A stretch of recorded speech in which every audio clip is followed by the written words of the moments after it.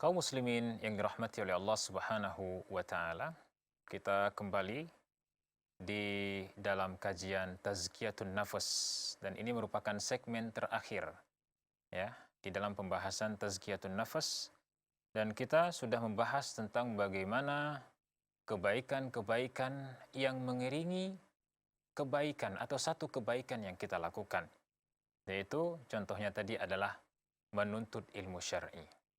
Dari menghadiri majelis ilmu, kita akan mendapatkan kebaikan yang sangat banyak. Dan kebaikan yang sudah kita sebutkan ini sebenarnya masih sebagian kaum muslimin sekalian. Sebagian dari kebaikan yang masih banyak yang belum kita sebutkan.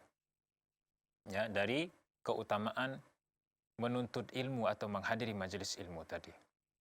Dan kita akan melanjutkan ma'asyiral muslimin yang dirahmati oleh Allah Subhanahu wa taala perkataan Al-Imam Shaddad ibn Aus radhiyallahu anhu melanjutkan ya ketika beliau menjelaskan tentang pengaruh dari satu kemaksiatan.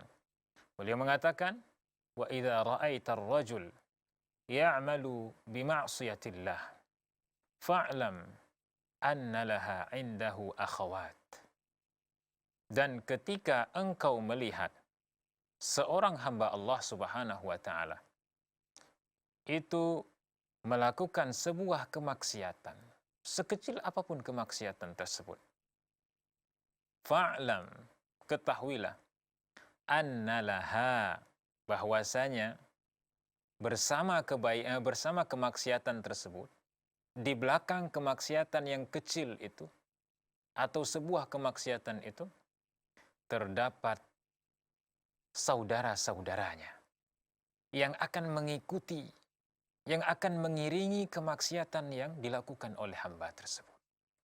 Ma'asyiral muslimin yang dirahmati oleh Allah Subhanahu wa taala, kita sudah menyebutkan di kesempatan yang lalu perkataan Al-Imam Ibnu Taimiyah rahimahullahu rahmatan wasi'atan. Ketika menjelaskan tentang rentetan ya, kemaksiatan yang akan mengiringi sebuah kemaksiatan yang dilakukan oleh hamba Allah. Contohnya adalah musik. Musik, kaum muslimin yang dirahmati oleh Allah Subhanahu wa taala, merupakan perkara yang sudah dinyatakan haram. Oleh siapa? Bukan oleh saya. Bukan pula oleh orang-orang biasa. Akan tetapi yang mengharamkannya adalah dalil syar'i, baik itu dari Al-Quran ya maupun dari hadis Rasulullah sallallahu alaihi wasallam dan penafsiran para sahabat Rasulullah dan para ulama terhadap dalil syar'i itu sendiri. Kita masuk ke dalam dalil yang pertama, yaitu dalil dari surah Luqman ayat ke-6. Allah Subhanahu wa taala berfirman, "Wa minan nasi may yashtari lahwal hadits liyudilla an sabilillahi bighairi ilmin wa yattakhidhaha huzwan ulaika lahum adzabun muhin." Jadi Allah Subhanahu wa taala berfirman di dalam ayat ini, dan di antara manusia ada orang-orang yang menggunakan perkataan yang tidak berguna untuk menyesatkan manusia dari jalannya Allah Subhanahu wa taala tanpa pengetahuan, yaitu tanpa ilmu, dan menjadikan jalan Allah itu sebagai bahan-bahan perolok-olokan. Maka bagi mereka azab yang sangat menghinakan. Ma'asyiral muslimin yang dirahmati oleh Allah Subhanahu wa taala, para ulama baik itu dari kalangan sahabat Rasulullah sallallahu alaihi wasallam seperti Al-Imam Ibnu Mas'ud, kemudian dari kalangan para ulama setelah generasi sahabat Rasulullah sallallahu alaihi wasallam, khususnya di bidang tafsir seperti Al-Imam Ibn Katsir dan para ulama yang lainnya. Contohnya Al-Imam Ibn Katsir di dalam kitab tafsirnya mengatakan, "Lamma dzakara Allah Subhanahu wa taala halas su'ada wa humul ladzina yahtaduna bi kitabillahi wa yantafi'una bi sama'ihi."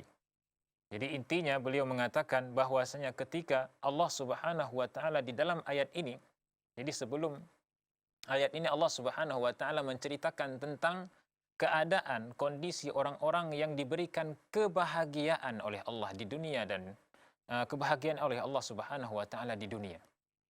Yaitu orang-orang yang senantiasa memanfaatkan kitabullah. Orang-orang yang senantiasa memanfaatkan kitabullah, mempelajarinya, menghafalnya, membacanya, mentadabburinya. Maka apa yang mereka dapatkan? Allah akan memberikan kepada mereka kebahagiaan di dunia. Kemudian kaum muslimin sekalian, setelah Allah Subhanahu wa taala menyebutkan keadaan orang-orang yang mendapatkan kebahagiaan, yaitu ciri mereka adalah orang-orang yang menyibukkan dirinya dengan kitabullah, mempelajarinya, membacanya, menghafalnya, mentadabburinya, kemudian mengamalkan isi kandungan dari kitab Allah Subhanahu wa taala tersebut. Setelah itu Allah Subhanahu wa taala menyebutkan kondisi orang-orang yang diberikan azab oleh Allah Subhanahu wa taala. Siapa mereka?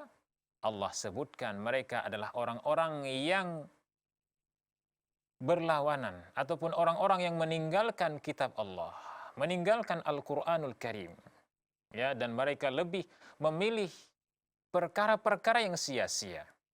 Ditafsirkan oleh para ulama seperti Al-Imam Ibnu Mas'ud radhiyallahu anhu, maksud dari perkataan yang sia-sia di sini yang bisa melalaikan manusia dari kitab Allah Subhanahu wa taala adalah nyanyian yang diiringi dengan musik atau musik itu sendiri. Kaum muslimin sekalian, ini salah satu di antara dalil, ya, salah satu di antara dalil syar'i yang digabungkan dengan penafsiran para sahabat Rasulullah sallallahu alaihi wasallam, yaitu Ibnu Mas'ud, yang menyatakan bahwasanya musik, ya, atau nyanyian yang diiringi dengan musik yang bisa melalaikan manusia dari kitabullah itu merupakan perkara yang terlarang di dalam agama Islam ini. Ma'asyiral muslimin yang dirahmati oleh Allah Subhanahu wa taala, bahkan Allah Subhanahu wa taala, ya, menjadikan musik itu salah satu di antara syiarnya orang-orang yang mendapatkan azab Allah Subhanahu wa taala. Baiklah, mudah-mudahan nasihat di kesempatan yang berbahagia ini, walaupun masih murojaah, bisa bermanfaat bagi kita semua. Dan mudah-mudahan Allah Subhanahu wa taala senantiasa memberikan petunjuk kepada kita semua untuk istiqomah di atas agamanya yang lurus. Amin ya rabbal alamin. Subhanakallahumma wa bihamdika asyhadu an la ilaha illa anta astaghfiruka wa atubu ilaik. Wassalamu alaikum warahmatullahi wabarakatuh.